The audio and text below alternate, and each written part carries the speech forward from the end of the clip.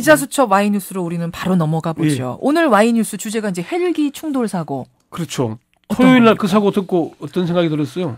일단은 깜짝 놀랐고요. 저는 이제 그 사고 화면 보기 전에 제목만 보고 그럼 이게 9.11 같은 사고가 난 건가? 이게 어떻게 된 건가 너무너무 놀랐어요. 저도 딱 처음에 사고 소식만 듣고는 야, 이 큰 테러가 났구나 깜짝 놀랐거든요. 그러니까요. 어쨌건 뭐 불행 중 다행으로 주민 피해가 없었다는 얘기를 듣고 이게 단순 사고구나. 이제 그런 느낌을 그나마 이제 그걸로 위안을 지금 삼는 건데 오늘 그래서 구체적인 주제는 뭡니까? 이게 베테랑 헬기 조종사거든요. 한 7,000시간 정도 헬기 조종을 한 분이라는데 공군 출신이요. 예. 그리고 대통령 전용기를 15년 정도 몰았던 왜 이 베테랑 헬기 조종사가 거기서 항로를 급하게 변경했을까? 급 변경했을까? 이게 오늘 주제로 정해봤습니다. 항로를 급 변경했습니까? 이게 지금 항로를 어쨌건 벗어난 건 맞잖아요. 한강을 따라서 이게 그 헬기가 운항을 하고 있었거든요. 이 한강 헬기는 중지도에서 동작대교, 영동대교, 청담대교를 거쳐서 잠실 착륙장, 헬기장으로 가게 되는 이런 항로거든요. 예. 이걸 이제 뭐 전문가들은 한강 회랑 이렇게 표현하더라고요. 이 헬기를 항로를 한강을 쭉 따라서 잠실 선착장까지 가는 김포에서. 그런데 그렇게 갔으면 문제가 없을 텐데 영동대교점에서 남쪽으로 오른쪽으로 이 헬기 방향을 바꾼 겁니다.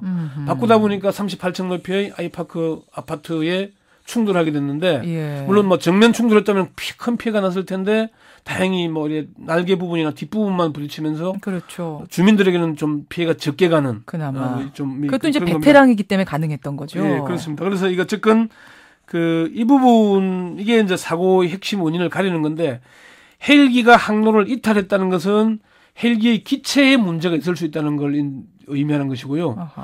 기장이 헬기의 방향을 선회했다, 변경했다는 것은 착륙할 상황이 안 돼서 김포공항으로 회항을 하기 위해서 틀다가 아파트에 부딪힌 게 아닌가. 그래서 일단 변경한 걸로 그렇게 보여지는 겁니다. 그 답은, 그 원인은 언제쯤에 정확히 밝혀지는 건가요? 블랙박스가 수거됐는데 블랙박스의 원인 분석이 한 6개월 정도 걸린다고 합니다.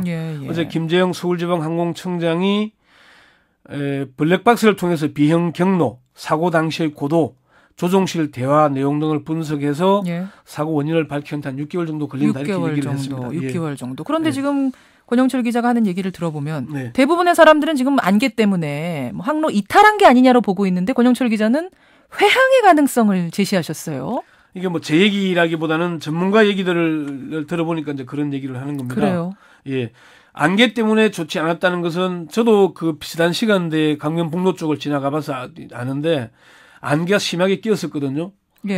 그 아시아나항공 기장 조종사 출신인 정윤식 중문대 교수가 그런 얘기를 했습니다. 헬기가 기체 결함으로 항로를 이탈했는지는 아직 확실히 드러나지는 않았지만은 자신의 경험에 비추어서 조종사가 항로를 변경하다가 사고가 난 것으로 보인다. 그렇게 얘기를 하면서 아까 그 얘기를 하는 겁니다. 영동대교에서 잠실 헬기장까지 한 1.6km, 1,600m 정도 되는데 거기에서는 헬기장이 보여야 착륙이 가능하다는 겁니다. 그런데 보이지 않으니까 오른쪽으로 남쪽으로 방향을 틀겠다는 거죠. 근데 왜 오른쪽으로 틀었을까? 왼쪽으로 틀면 한강 아닙니까? 왼쪽으로 틀면 한강 북쪽으로 가는데 한강 북쪽은 청와대가 있기 때문에 비행 금지 구역입니다. 왼쪽으로 틀다가는 대공포를 맞을 수 있다는 거죠. 그러니까 널찍한 한강으로 틀면 됐을 텐데 왜 오른쪽으로 한강 위를 가고 틀었느냐? 있어요. 한강으로 트는 게 아니죠. 한강 위를 날아가고 왼쪽으로 말입니다. 왼쪽으로. 그런데 그쪽으로 가면 대공포를 맞을 수도 있기 때문에. 그렇죠. 이게 특히나 그 기장이 대통령 전용기를 15년간 몬 경험이 있잖아요. 그러니까 그쪽은 가서는 안 된다는 걸 익히 알고 있는 거죠. 그리고 이분이 성남 비행장에서 청와대까지 자주 운항을 했기 때문에 서울 항공의 사정을 너무나 잘 안다는 거죠. 그렇군요. 그래서 왼쪽으로는 틀 수가 없었고 오른쪽으로 틀다가 아파트를 들이받게 됐다는 겁니다. 그 정도로 기상 상태가 안 좋았다는 얘기예요. 기상 상태가 안 좋았다는 것은 뭐 여러 사람들이 증언을 합니다. 저도 뭐 말씀을 드렸지만은 그 사고 현장을 목격한 아파트 관리인도 쿵 소리가 나서 나가 보니까 헬기가 떨어져 있었고 건물 꼭대기가 안 보일 정도로 안개가 짙었다. 안 보였다. 현장에 출동했던 소방관도 현장에 도착했을 때 헬기에서 연기가 발생해 잘 안 보이는 것도 있었지만은 안개가 확실히 심하다 싶을 정도였다. 이렇게 증언을 하고 있거든요. 그렇군요. 아들도 비슷한 증언을 하고 있죠. 예, 그렇습니다. 네. 김포에서 직접 출발하는 게 어떻겠느냐라고 회사 측 관계자하고 아침에 통화하는 걸 들었다. 예. 그러니까 김포로 그 타실 분이 오면 되는 거였는데. 그렇죠. 그 타실 분이 잠실로 불렀다는 거잖아요. 오라고. 그렇습니다. 네. 그거죠. 예. 저는 거기서 또 의문이 생겨요. 예. 왜 헬기가 잠실 헬기장까지 그 기상 상황에 무리하게 갔던 것이냐. 누구를 태우려고 갔던 것이냐. 누군지는 밝혀졌죠. 이게 지금 사고 경위를 밝히는 아주 중요한 열쇠가 될 것으로 보입니다. LG전자의 공식 발표에 따르면은 이 헬기에는 안성근 LG전자 사장, 예. CTO입니다. 기술 관련 부문 사장인데, 를 비롯한 임원 4명을 태우고 전주에 있는 칠러 사업장, 대형 공조 시스템 공장으로 가기 위한 것이다. 공장 가려고, 출장 가려고. 예. 그렇지만은 이게 조금 납득이 잘 안 가는 부분입니다. 이렇게 짙은 안개에도 불구하고 무리하게 비행을 시도한 이유가 구본준 LG전자 부회장이 헬기에 탑승할 예정이었기 때문 아니냐. 그런 의혹이 계속 나오거든요. 오너가의 누군가가 탑승할 정도였기 때문에 무리하게 잠실까지 간 거 아니냐. 네. 어쨌건 구본준 부회장이 오후 1시쯤에 익산에서 열리는 한국 여자 야구 경기 결승전에 관람할 예정이었다고 합니다. 예. 근데 1시쯤에 가려면은 이게 LG전자에서는 승용차로 이동할 예정이었다고 해명을 하고 있거든요. 그래서 부회장은 전혀 상관없다, 헬기와는. 예. 구본준 부회장은 승용차로 갈 예정이기 때문에 헬기 타는 거는 관계없다 해명을 하고 있는데 다른 임원들은 헬기로 편안하게 이동을 하는데 부회장은 승용차로 주말에 차도 밀리고 시간도 많이 걸리는데 그게 맞겠나 의문이 듭니다. 합리적인 의심이 되네요. 그 부분에서. 그리고 김월동 의원이 한국여자야구연맹 회장이거든요. 예. 김월동 회장이 10시 반에 출발하는 LG전자의 두 번째 헬기에 탑승할 예정이었어요.